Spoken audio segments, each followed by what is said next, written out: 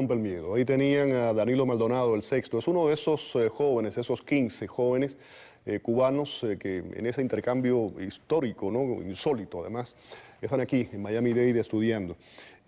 Por cierto, Danilo iba a estar con nosotros, el sexto, no pudo llegar y a mí me llamó mucho la atención que la información que pude recopilar como parte de la información, él se tatuó, tiene en su piel el rostro por una parte de Laura Pollán y también de Osvaldo Payá Sardiñas, lo tiene como un tatuaje.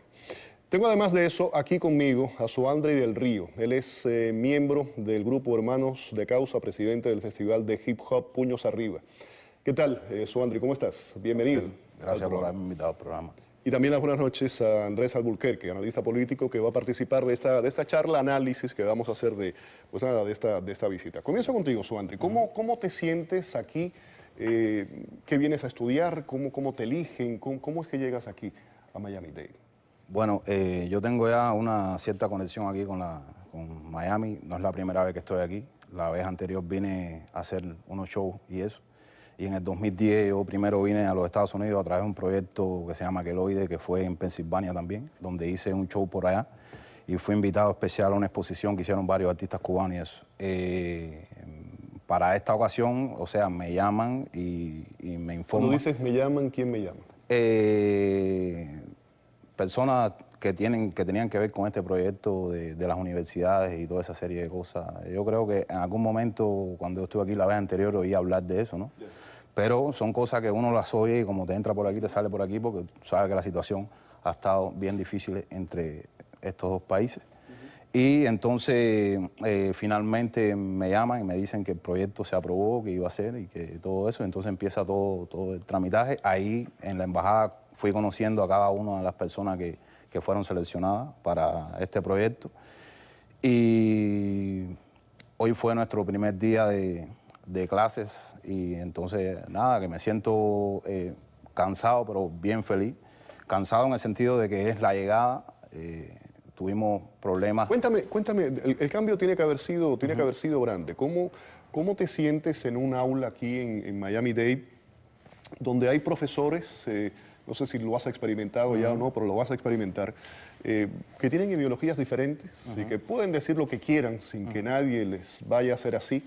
No hay un libro determinado para impartir ciertas clases y sobre todo en clases de sociología. Sé que están tomando inglés, sociología, que la matemática, la ciencia es ciencia, es matemática, 2 y 2 son 4. Precisa. Cuando hablamos de sociología, cuando hablamos de literatura, cuando hablamos de arte, cuando hablamos de filosofía, ahí es donde viene el alma del hombre, ¿no? Claro. Que es totalmente diferente y eso se presta a muchas interpretaciones y es lo que durante medio siglo el régimen trató de acallar. ¿Cómo te sientes cuando estás aquí en un aula donde todo el mundo puede pensar, puede dirigirse libremente y donde te enseñan todo lo que tú quieras aprender? Bueno, yo estoy asimilando todavía la información. Claro, es el primer día. Y creo que a todos le está pasando, ¿no? Pero hasta cierto punto sé que va a ser diferente. No conozco bien el sistema educacional americano, pero sí conozco bien el sistema educacional cubano. Y entonces tengo muchas contradicciones con ese sistema educacional cubano. Ponme un ejemplo. Por ejemplo, yo estudié hasta tercer año en la universidad en psicología y tuve muchos roces y choques con profesores que tenían un pensamiento un poco, digamos, un pensamiento un poco como que arrogante y hasta a veces discriminatorio, principalmente sobre la raza negra, ¿no? ¿En Cuba hay discriminación contra la raza negra? Hay un racismo que yo diría que es un racismo, digamos que hasta cierto punto socialista, porque es diferente, porque como Cuba tiene un sistema diferente, todas las cosas son diferentes y el racismo también es diferente. Entonces yo pienso que el racismo está en la mirada, en un gesto, en un cierto comentario solapado, pero siempre lo dejan caer ahí. Siempre hubieron dicho en la escuela como tenía que ser negro, si no lo hace a la entrada, lo hace a la salida, y toda esa serie de detalles. No era de los profesores, pero hasta cierto punto los profesores no intervenían para tomar acciones contra ese tipo de cosas, digamos, y entonces en la universidad me encontré con varios profesores que tenían quizás un criterio elitista sobre el comportamiento, cómo deberían ser las personas, ciertos tabúes sobre los tatuajes en la piel y cosas así, ¿entiendes, Norman? Andrés, ¿qué te parece este programa? Yo decía anteriormente algo insólito, novedoso, Inédito. diferente, inédito, sí, totalmente. Y a mí particularmente me llama muchísimo la atención estar aquí con Soandri, conversando, escuchándolo, un muchacho joven, inteligente, con una mentalidad abierta. Y lo digo porque es un poco el famoso hombre nuevo, o ya nieto nuevo, literalmente de aquel principio. Y mira cómo piensa. La revolución dio un hombre nuevo. Lo único que ese hombre nuevo no es el que ellos pensaban. No es el que yo pensaba. Pero definitivamente dio un hombre nuevo. Incluso la generación de ellos es mucho más resuelta, mucho más insoluble y mucho más contestataria que la mía propia. Lo digo con admiración y con vergüenza a la vez.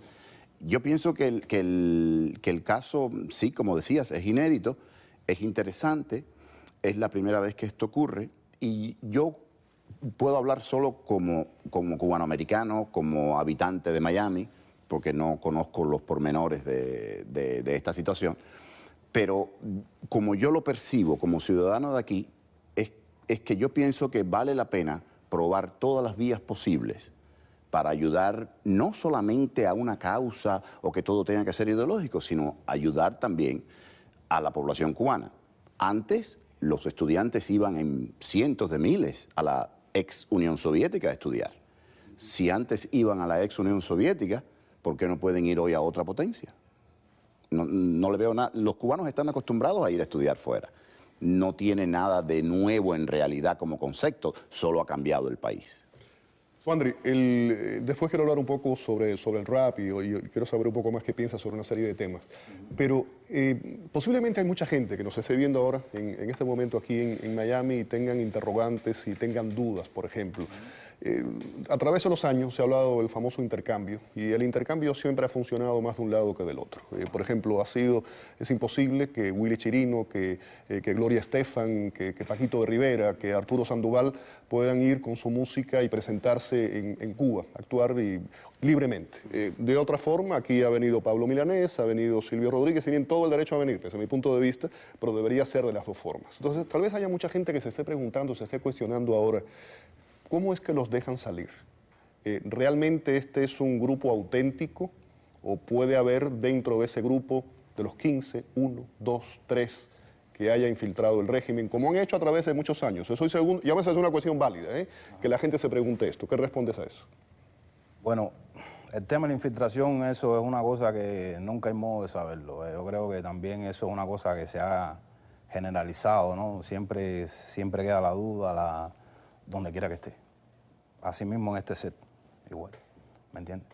Pero yo creo que ha habido un cambio de mentalidad con respecto a la proyección del cubano hacia el mundo, porque es insostenible que en el 2014... ¿El cambio crees que es por buena voluntad del régimen o porque las circunstancias y la dinámica de los tiempos modernos lo han obligado? Yo creo porque es insostenible que en el 2014 un grupo de personas de una inteligencia como la de nosotros, ¿no?